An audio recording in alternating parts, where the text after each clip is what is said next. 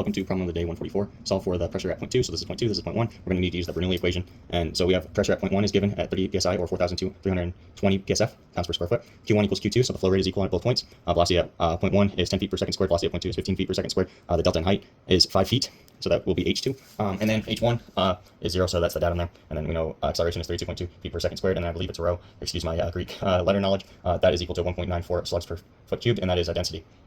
So now we got is P1 plus rho GH1 plus 1/2 rho V1 squared equals the same thing but with 2's in the subscript strip, and we're trying to find P2 obviously. So this is the rate, like pressure, and then this is the pressure due to the difference in height, and then this is the velocity head, and that's a pressure as well, change due to the speed of the flow.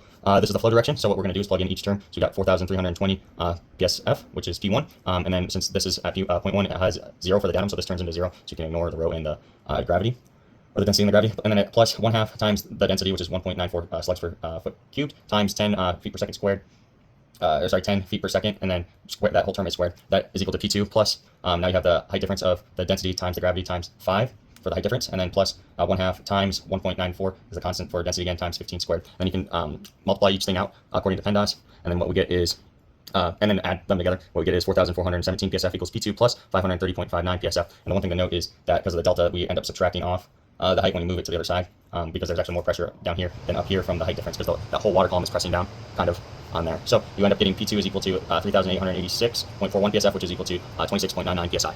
I hope that helps.